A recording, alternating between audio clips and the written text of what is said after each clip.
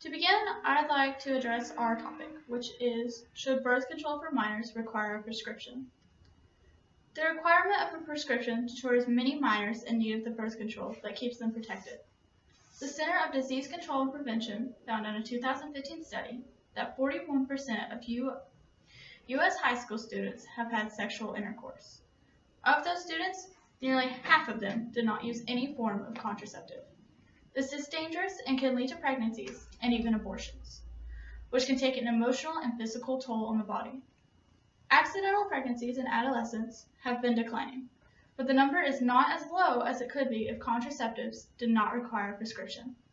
The CDC also found that in a 2014 study, a total of 249,078 babies were born to women between the ages of 15 to 19. This could have been greatly reduced had they had access to birth control.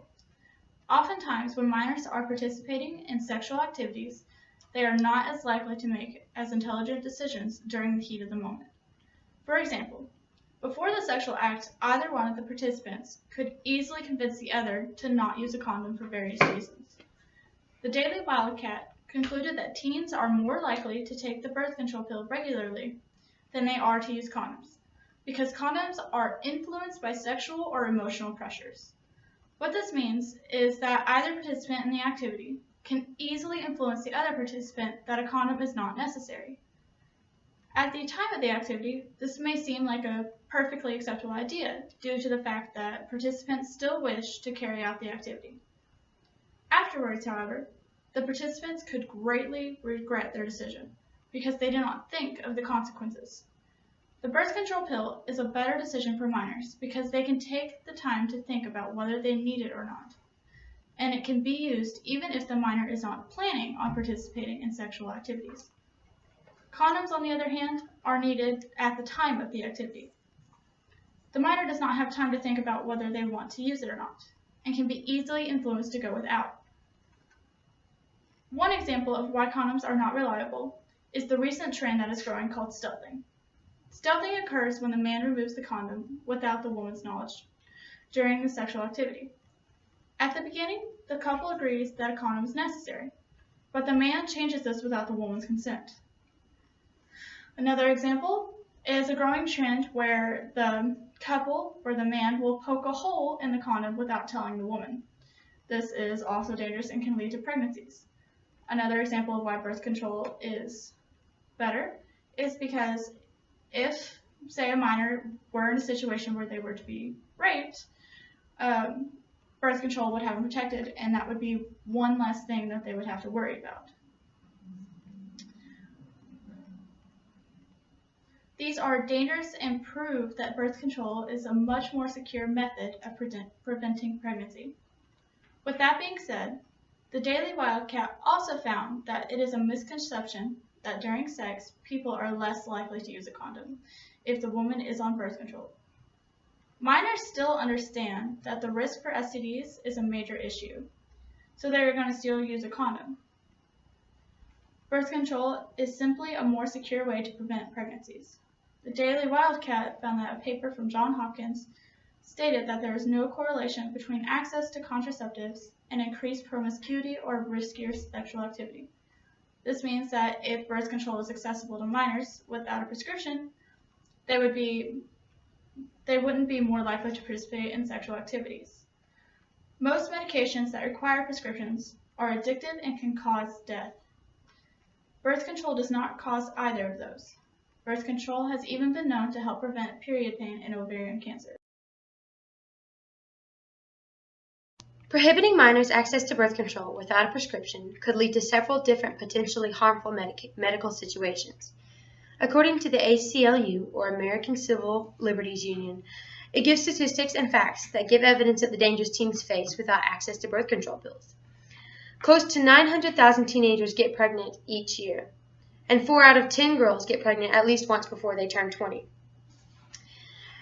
Also, along with that many teenagers getting pregnant, teenage pregnancies also have way more complications. According to AdvocatesForYouth.org, many babies born to teens have low birth weight, which comes with complications such as being born with the organs outside of the body. To keep the pregnancy and the baby healthy, the teen needs to take good care of herself via a good physician. However, if the teen got pregnant because they wouldn't tell a parent or go to a physician for birth control, what makes you think that they would go to a physician for their baby or even tell the parent they're pregnant in the first place before it's too late to get health care? If the teen has an abortion as an alternate solution, that itself can have also many effects on the body. Compared to women who have abortions in adulthood, teens who abort have many physiological and physical risks. Some physiological risks are that teenagers are 2 to 4 times more likely to commit suicide. They're more likely to develop psychological problems and more likely to have troubled relationships. They're also generally in need of more counseling and guidance regarding the abortion and are nearly 3 times more likely to be admitted to mental health hospitals than women in general. Physical risks include that they're twice as likely to experience cervical lacerations during an abortion. They're also at higher risk for post-abortion infections such as PID, which is pelvic inflammatory disease, and endometriosis, inflammation of the uterus. Researchers believe that teens may be more susceptible to infections because their bodies aren't fully developed yet and do not produce pathogens that are found in older women, which can protect them from the infections. Teens can also be put at a greater risk for infertility, a hysterectomy, ectopic pregnancy, and other serious complications, which is horrible for a young girl, especially if they have the rest of their life to live. And because teens are more likely to abort their first pregnancy, they face other complications. An induced abortion of a first pregnancy actually carries a 30 to 50% increased risk of breast cancer. Another fact is as many as 529,000 women die each year from complications of pregnancy and childbirth. Pregnancy is also the leading cause of death for young women from ages 15 through 19. Along with all the physical complications from pregnancy because of the unavailability of a birth control pill to teens, there's also major emotional consequences. The first point for this is, what would be the emotional damage of a baby born to a teen who can't raise them properly? If a teen is too scared or irresponsible to tell or ask a parent or an adult about the birth control pill, then what would keep them tied to the baby itself?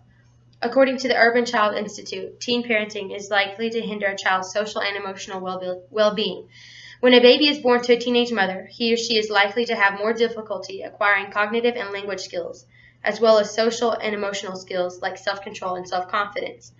Teens tend to have less knowledge about child development and effective parenting, and often must misjudge their infant or toddler's ability to adapt and learn. And that's just emotional possibilities and consequences for the baby.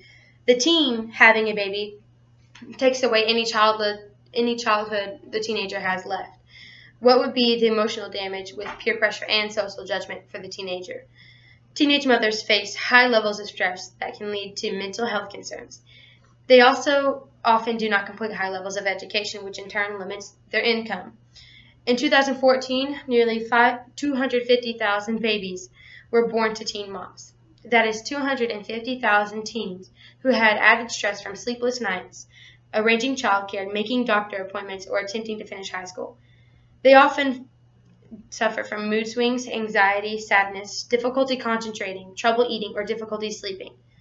Another large factor of teen pregnancies is often postpartum depression, which includes difficulty bonding with their baby, overwhelming fatigue, feeling worthless, anxiety, panic attacks, thinking of harming yourself or your baby, or difficulty enjoying activities you once did. Teen moms are twice as likely to experience postpartum depression as their adult counterparts. And this is all because they didn't have access to birth control pills because of their parents, or because they were too scared to go to their parents for parental permission. Thank you. Birth control should not be available for minors without a prescription or permission from her guardian. I have 3 points to back this statement up. The first being all birth control works differently for women. Therefore, without a professional's opinion, a woman cannot get the best birth control for their body.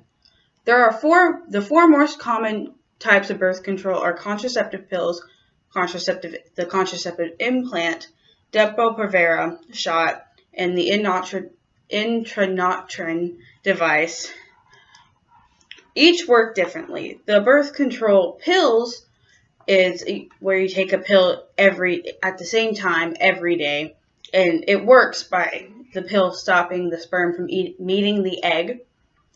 The implant is a tiny thin rod about the size of a matchstick that they inject into your arm.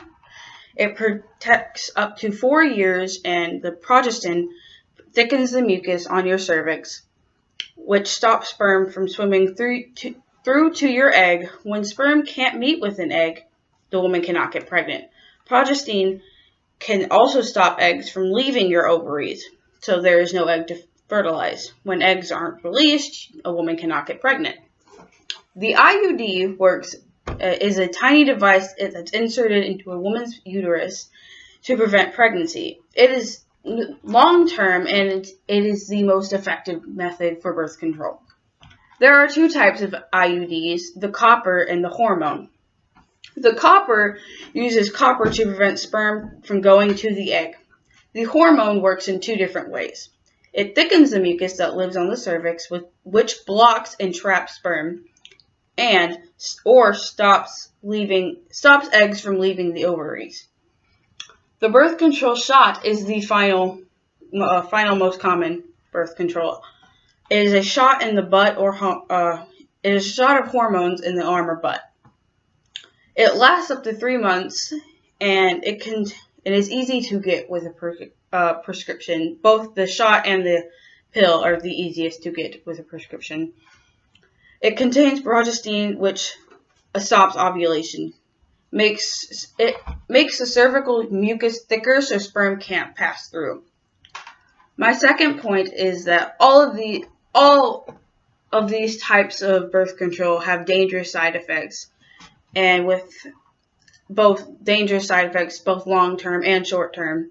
And the side effects for the pill can include weight gain or loss, nausea, irregular bleeding or changes in cycle, higher blood pressure, migraines, gallbladder disease, decreased bone density, yeast overgrowth and infection, increased risk for blood clotting, increased risk for cervical and breast cancers, increased risk for heart attack and stroke.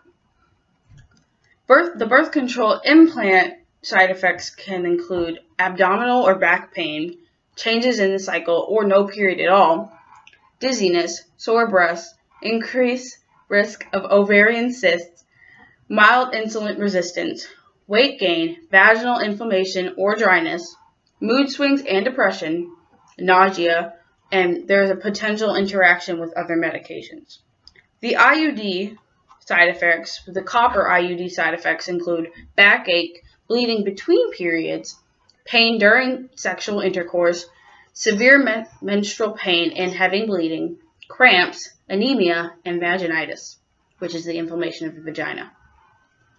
The hormone IUD includes side effects can include irregular bleeding or no period at all, ovarian cysts, cramping or pelvic pain, headaches, pelvic infection, endometritis, endometrial or cervical cancer, increase in blood pressure. The birth control shot can have side effects that include delayed fertility, potential loss of bone mineral density, depression, dizziness, weakness, fatigue, severe lower abdominal pain, severe breast soreness, nervousness, irregular periods, weight gain, and trouble breathing. All of these types of birth control also can cause infertility or the inability to have children. So if a minor did not want to have children immediately and started taking birth control regularly and found out earlier that decided with their lover that they wanted to have children and found out they could not have children, that is an emotional toll.